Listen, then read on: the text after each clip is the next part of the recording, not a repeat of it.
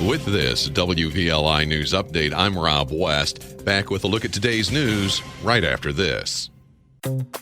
Stay connected to your community, even on the go. The WVLI Podcast Network brings you 3 great local shows. The WVLI News Update keeps you informed. Kankakee Valley Community Happenings gets you ready for the weekend. And This One Time in Kankakee shares the incredible stories of our area. Find the WVLI Podcast Network wherever you get your podcasts or at WVLI927.com. The voices you trust beyond the dial. In for Rob West on this WVLI News Update, I'm Jake LaMore. Tomorrow is the 4th of July. That's a federal holiday. While the feds will recognize tomorrow as the holiday, the state of Illinois, Kankakee County, and most local municipalities are taking today off for the holiday. That means state, county, and most municipal offices will be closed today. The DMV is closed today, as are the financial markets. There will be mail delivery today, but no delivery tomorrow. As with many holidays, it's a good idea to call ahead if you have some business to do today. A man was allegedly stabbed early Thursday morning on Kankakee's east side. According to Kankakee City Police reports, officers were called to a local hospital just before 1 Thursday morning in reference to a man with a stab wound. The victim alleges 50-year-old Sean P. Douglas stabbed him on some back street near East Maple Street early Thursday morning. Detectives were with Douglas at another local hospital and found 2 knives on him. Douglas was arrested and charged with aggravated battery and use of a deadly weapon. And Mariah Vail, executive director for the United Way of Kankakee and Iroquois counties, gave an update on their fundraising efforts to help those affected by the March 10th storms on a recent episode of the Kankakee Valley Community Happenings podcast with Mike Tamano. Since then, we've been able to raise over $600,000 for families impacted by the storm. And so far, we've distributed, at least through our immediate response program, over $200,000. And we've got more cooking. We've got an application process out right now that specifically went to homes fully destroyed in Aroma Park. Right. So they get first dibs for voice in that process. You can learn more and donate to the Emergency Response Fund at myunitedway.org. Kankakee City Police were called to break up a fight Wednesday night on North Harrison Avenue. According to reports, officers responded to the 600 block of North Harrison Avenue around 9 Wednesday night to find multiple groups of people gathered together. While officers were breaking up the groups, a man, later identified as 35-year-old Timothy R. Watson Jr., began to run away from the scene. Watson ignored officers' commands to stop, and officers had to chase Watson down.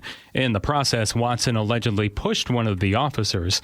Watson was eventually taken to the ground and handcuffed. He's been charged with aggravated battery to a peace officer and resisting arrest. And the city of Kankakee will hold their annual 4th of July fireworks celebration tomorrow along the river at Kankakee Community College. Mayor Chris Curtis says gates open up at 4:30.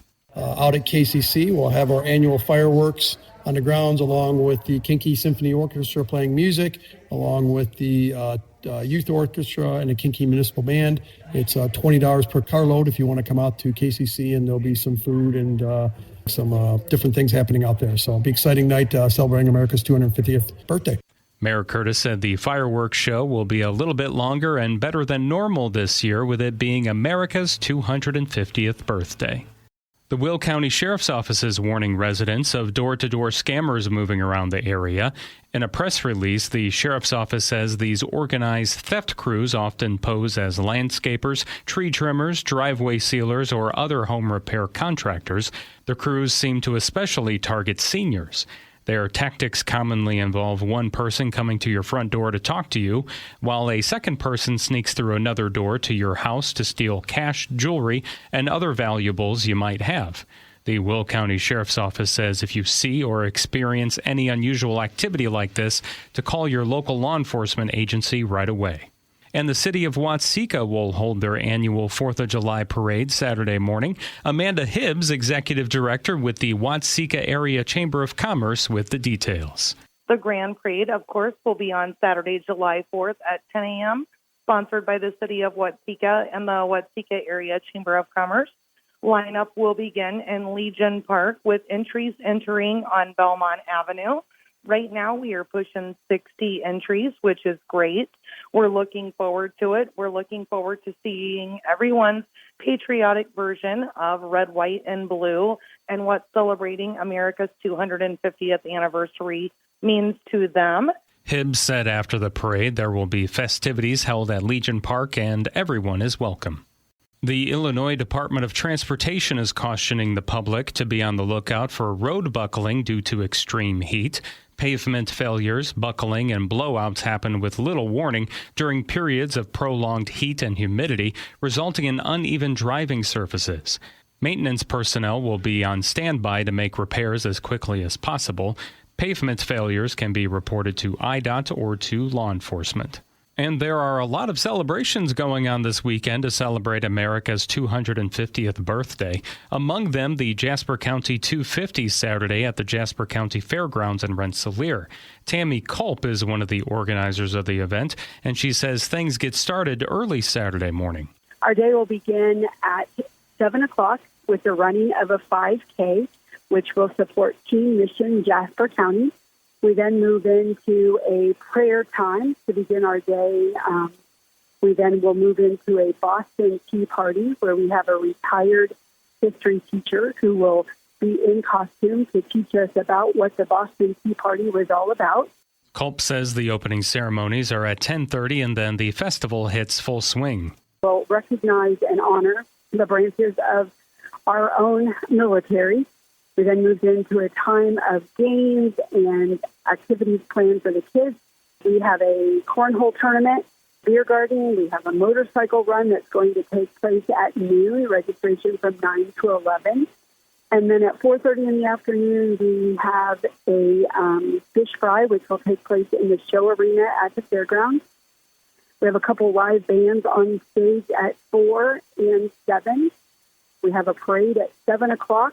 Followed by our fireworks, which will conclude our event. Culp says events are still changing and you can keep up to date on them on the Jasper County 250 Facebook page. With the hot temperatures we've been having and no significant temperature changes over the next week or so, you might be tempted to take a swim. Kankakee City Fire Department EMS Coordinator and Community Risk Reduction Officer Lieutenant Enrique Czako says you need to remember to put safety first. Especially with the river, with the vast changing conditions, the raising, the lowering of the water levels, we want to make sure that if we are going to anywhere around the water, we never want to go alone. We always want to have somebody with us, and we want to make sure that we know the conditions of the river. Lieutenant Czako says the Park Service and Coast Guard both have websites you can use to find out about river conditions. He adds swimming isn't the only thing that can be dangerous on the river. Boating can be dangerous as well. We want to make sure that we have life jackets, and not just life jackets, it's the properly fitted one. And we want to make sure that there's enough for everybody that's on the vessel. And we want to make sure that everybody knows how to use it and the protocols on what to do if they do get in trouble. Czako adds that while the river is receding after recent rains, it's still up and could be hiding dangers you can't see from the surface, so it might be best to avoid the river in the near future. The 4th of July is just around the corner, and that means fireworks. Loud noises are often a source of stress for pets. Dr. Jennifer Kimkey with the Bradley Animal Hospital has a few tips for you to help lessen the stress on your pets. Keep them in a safe, quiet space. Sometimes that's near impossible. But keeping those lights dimmers and the curtains drawn so they don't see those bright flashes can help them. Keeping a TV or radio on, and unfortunately you'll probably have to keep it on pretty loud to kind of mask that sound.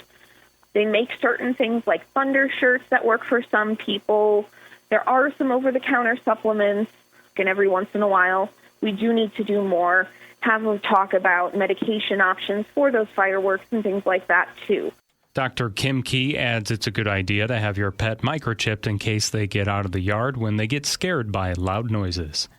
That's a check of your news on this Friday. For more local stories, you can visit our website. Have a safe and happy Independence Day weekend. I'm Jake LaMore. This one time in Kankakee, the county sheriff was arrested.